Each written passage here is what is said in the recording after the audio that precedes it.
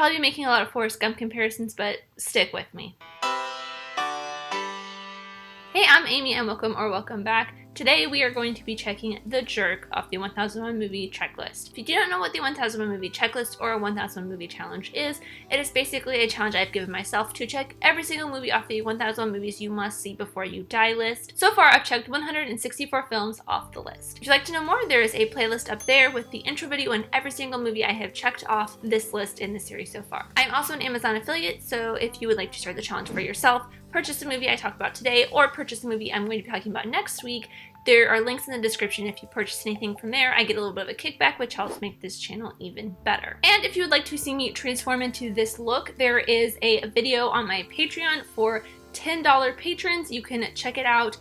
There will be a link probably up there or in the description. And as always, let's get started with a short summary. Navin Johnson, an idiotic man who grew up in Mississippi, finds out on his 18th birthday that he is the adopted son of a black family and sets out to St. Louis. There, everyone exploits his naivety, but then a simple invention brings him a fortune. Optigraph? Yeah, we call it optigraph.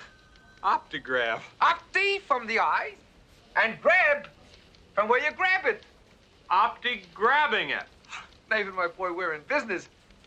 50-50, just like we said. Right in here.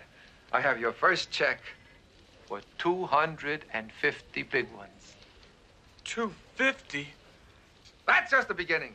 There's going to be more. So before starting this movie, I was very, very excited to see it because I am a fan of Steve Martin and his comedy stylings. This was his first feature film, but once I started watching it, it just felt very off to me. I mean, it is a very great and classic film, I will give it that, but it's just not as, I don't know, I think the best way I can describe why I feel like this movie is a little bit off is the fact that it feels like it is a Forrest Gump movie just made 15 years earlier. It's not the same thing, but there are multiple similarities, I feel, between the two movies.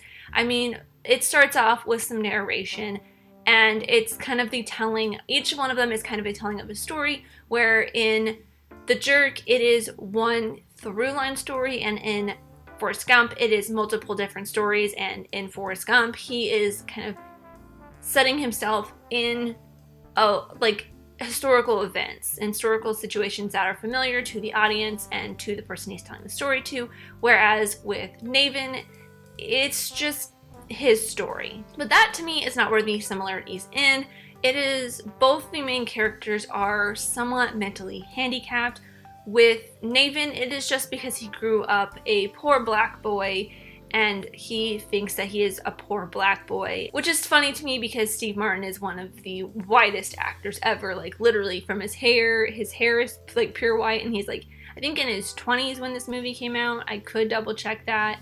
Actually, let's just double check that. Okay, never mind. He was 34 when this movie came out, but still, I mean, I feel like Steve Martin's hair has always been that gray-white color, and then he is very pale, but at the same time, it's just, Forrest Gump is very just mentally handicapped in general. He is slow, but Navin feels kind of the same way. To the same point, they are both sort of mentally handicapped, whether it comes from the fact of lack of education or just a mental deficiency.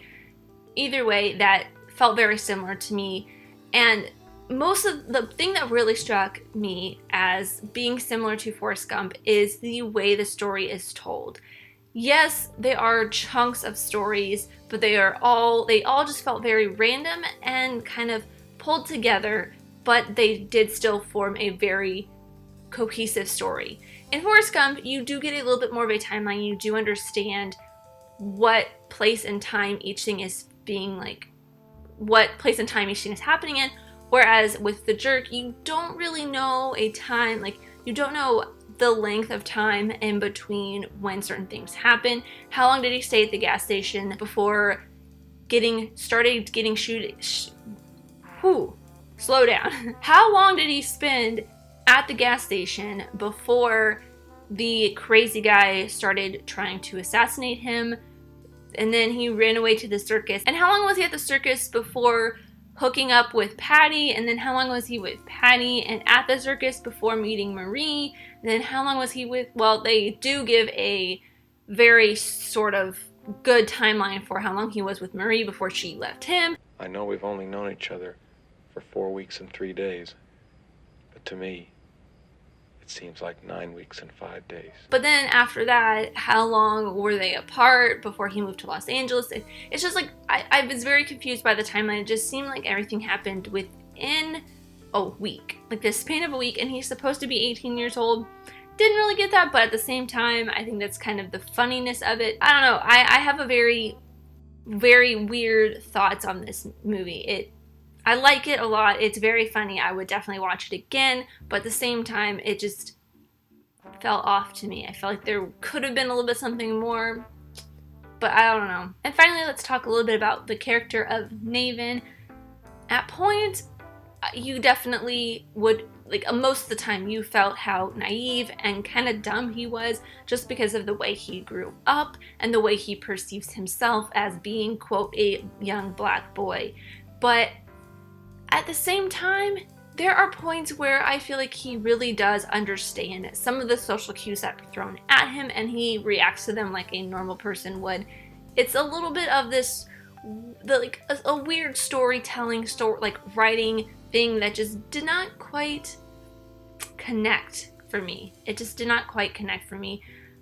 All of this stuff, it's a weird feeling for me to have all of these issues with a movie, but still really enjoy the movie itself because I did find it funny a lot of the times. And it's just, I don't know. It's Steve Martin and Cole Reiner. I love both of them so much, and I wish I had it.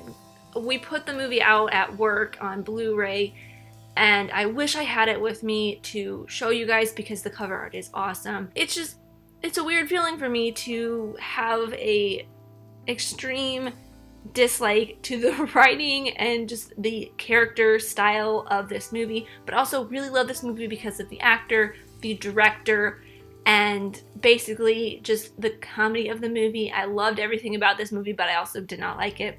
It's a very weird moment for me. I don't know. Take my opinion of this movie with a grain of salt. If any of this ended up making sense, because I do feel like I kind of just rambled on a little bit. Hopefully I can make it a little bit more cohesive in editing. And now for the clip is the bit of the movie that just had me cracking up. I rewound it twice just to watch it again. It's so funny, and it's kind of half where I got some of my outfit choice from. The battle game and the remote control and the lamp, and that's all I need. And that's all I need too. I don't need one other thing. Not one. I need this. The battle game and the chair and the remote control and the matches for sure. And that is all I have for The Jerk. As always, these are just my opinions, but I'd love to know yours in the comments down below.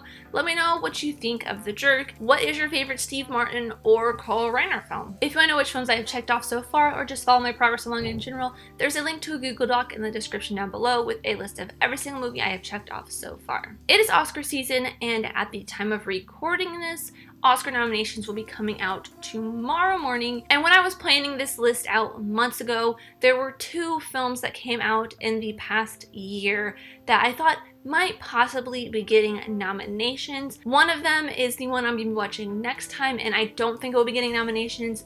Possibly, maybe for makeup effects, I don't know, I didn't see it. It is the 1977 Dario Argento film, Suspiria. Thank you guys so much for watching. I really truly do appreciate every single one of you. Let me know who you are in the comments down below, and let's be friends. If you enjoyed this, give me a like and subscribe if you're new, because I love talking about movies, TV shows, filmmaking, film history, all that fun stuff, and I'll see you next time. Bye!